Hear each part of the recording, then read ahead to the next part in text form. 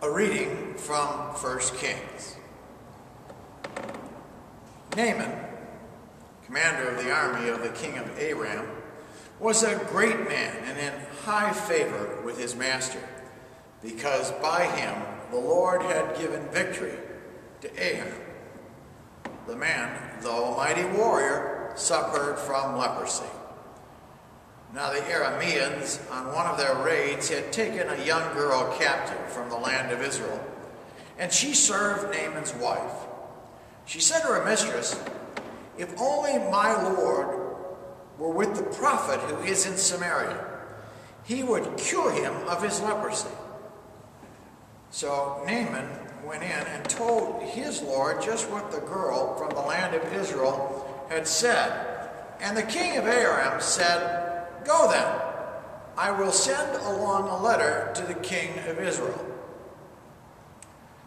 And Naaman went, taking with him 10 talents of silver, 6,000 shekels of gold, and 10 sets of garments.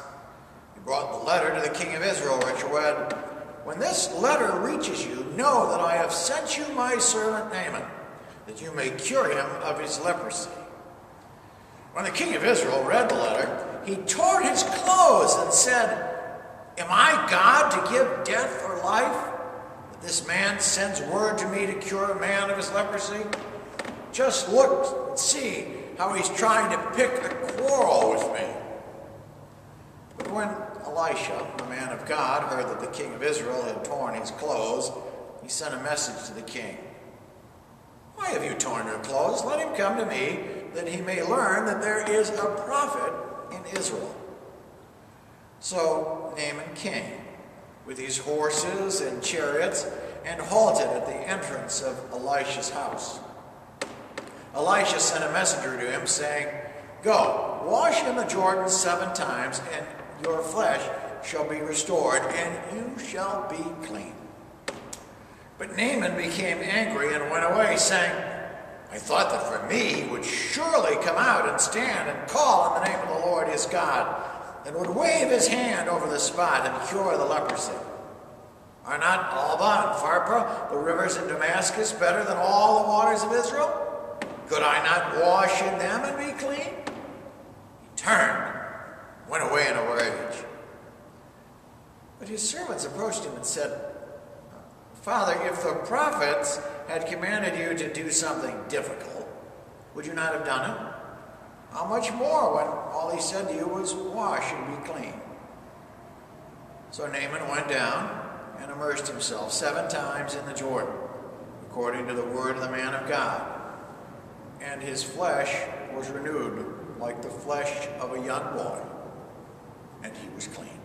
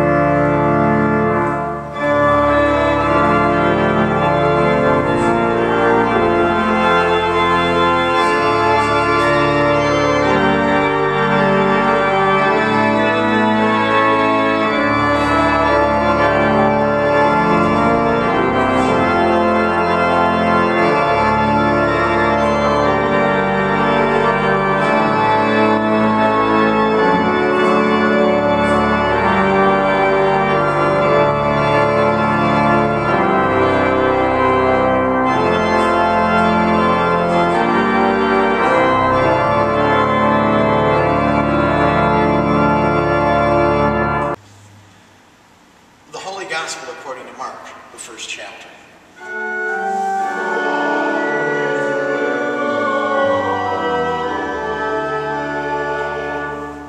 A leper came to Jesus begging him, and kneeling he said to him, "If you choose, you can make me clean." Moved with pity, Jesus stretched out his hand and touched him, and said to him, "I do choose, be made clean." Immediately the leprosy left him, and he was made clean. After sternly warning him, Jesus sent him away at once, saying to him, "See that you say nothing to anyone, but go, show yourself to the priest, and offer for your cleansing what Moses commanded, as a testimony to them."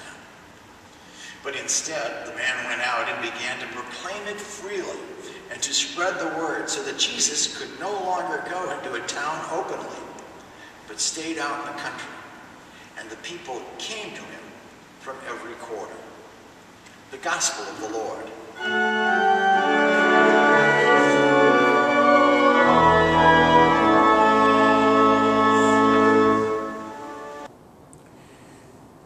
Except for this year, most Super Bowls never live up to their hype. How could they, when the day of game pregame show lasts twice as long as the contest itself? Or if you are lucky enough to have something called the NFL Network on your cable or dish service, you can listen to almost every analyst in the world talk about the game 24/7 for an entire week.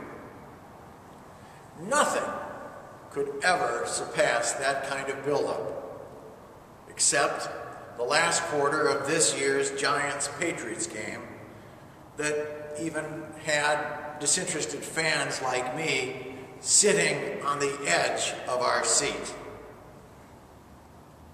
Many years, like the last time the Bears played in the Super Bowl, for example, things are pretty much over by the fourth quarter, leaving us to hang around and finish up the junk food and wait for our favorite commercials to reappear.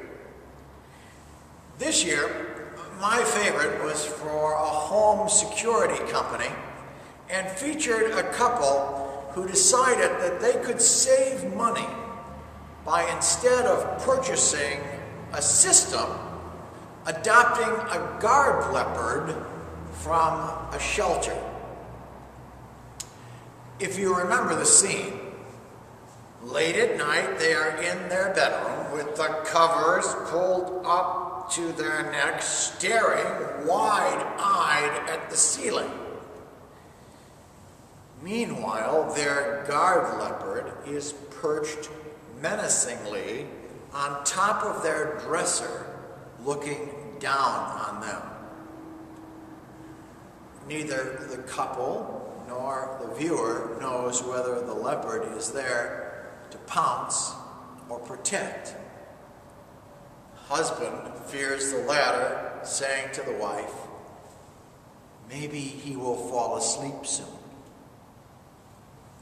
The commercial's point is a simple one. Sometimes we look for big solutions when simple solutions will do. It's a temptation all face. You may look at a problem or a situation and start to think about all the complications and ramifications and come up with a solution more cumbersome than the problem itself. That is what keeps you up at night. That is what stresses you out.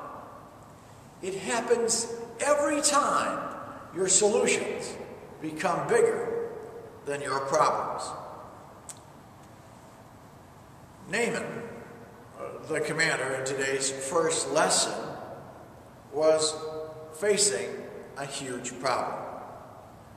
He had just been diagnosed with leprosy, a disease which would, in those days, force him to be cut off from family and friends and become one of society's outcasts. What is known in our day as Hansen's disease is contagious. Spread, it is believed, by respiratory droplets, like the common cold. But unlike the common cold, which is a virus, Hansen's disease is bacterial and can be easily treated with a stiff round of antibiotics.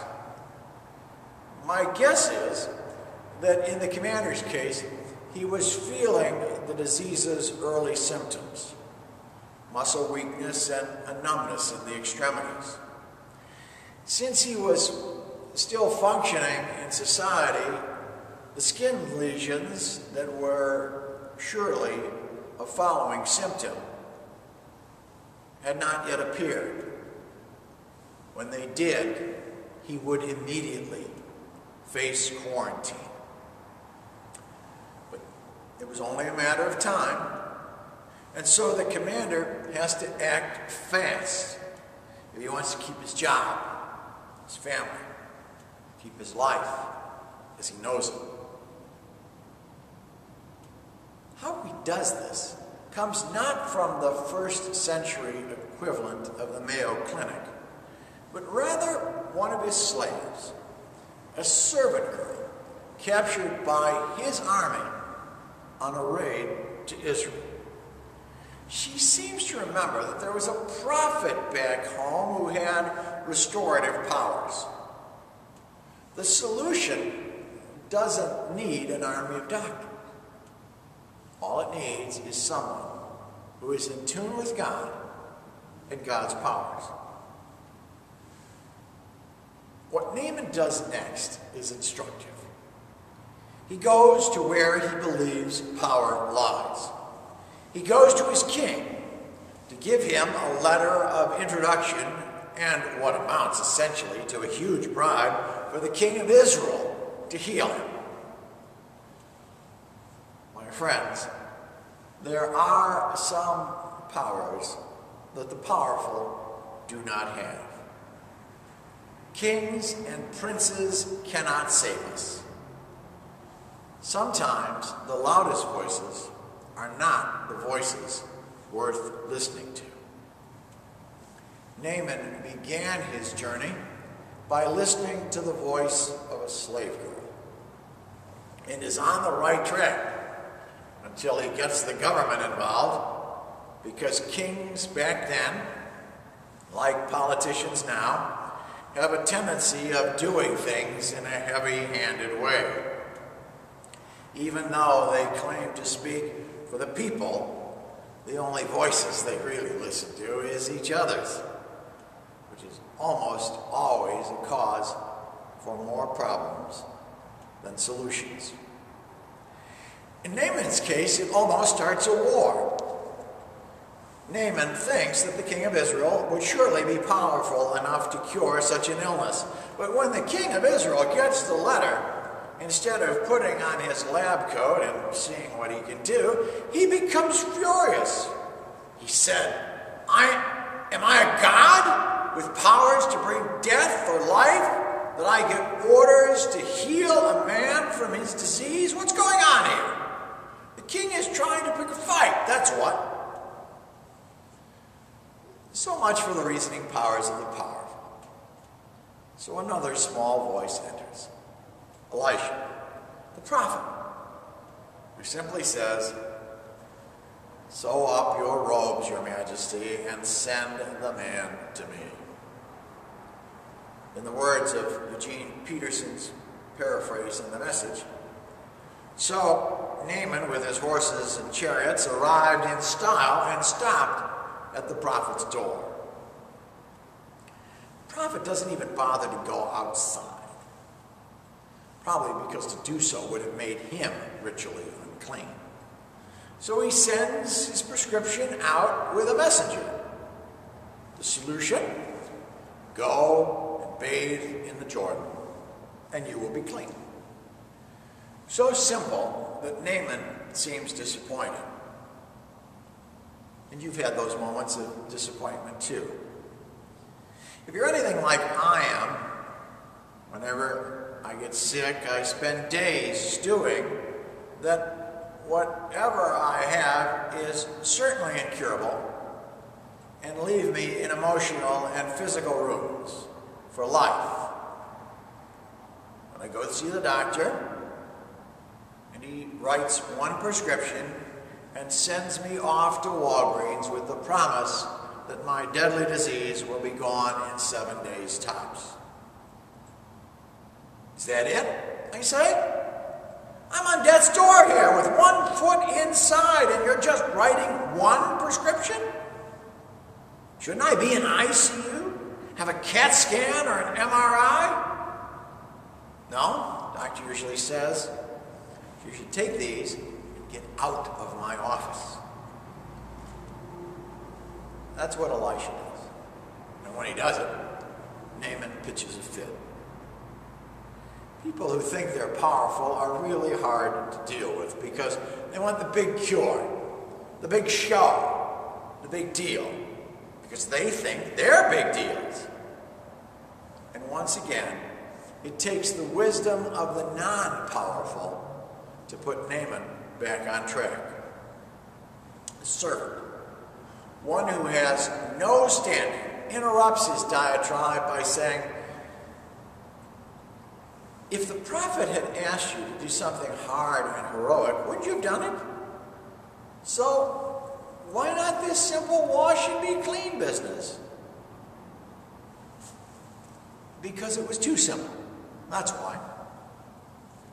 Naaman's cure is not dependent upon where he bathes. It's dependent on who he listens to. When he is listening to the little people around him, people who could be dismissed as having no status, and therefore whose opinions were not worth anything, Naaman is on course for his healing. But when he starts listening to the powerful, or following his own delusions of grandeur, he gets thrown way off course. It's a slave girl who sets Naaman on the right course, and it's a servant who keeps him there. In that way, Naaman is exact opposite of the leper who comes to Jesus. Most likely, his skin lesions were beginning to show, apparent to everyone. His hands and feet had long ago grown numb, and he was weak beyond measure.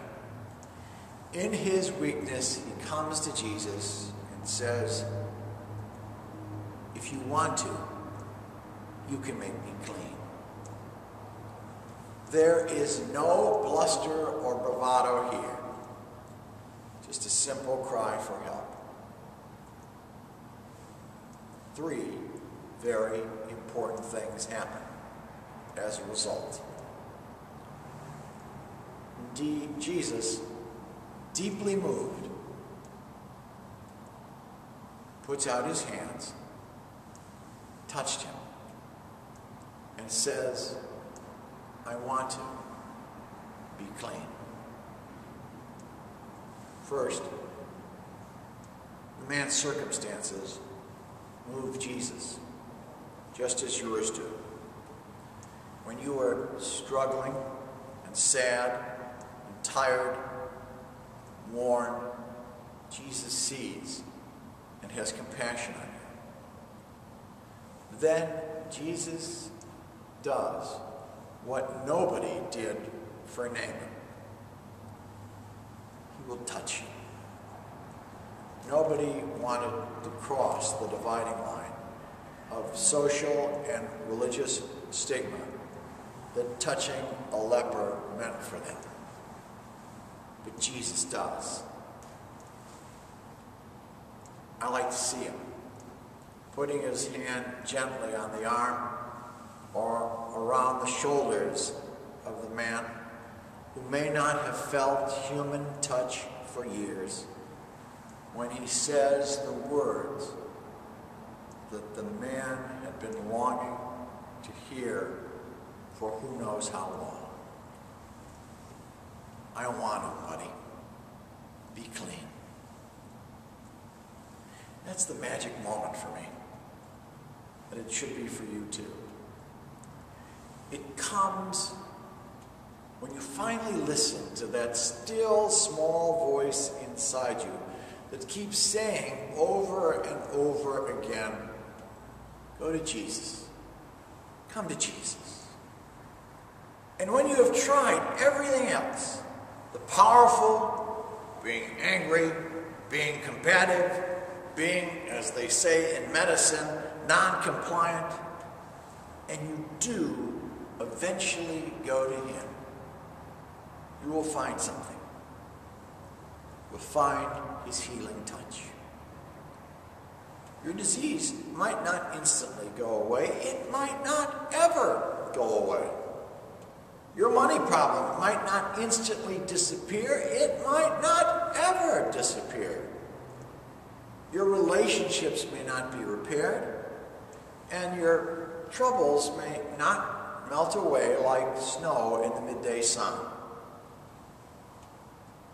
But you'll know that with Jesus' arm around your shoulder, with him at your side, you'll be able to face anything that comes your way.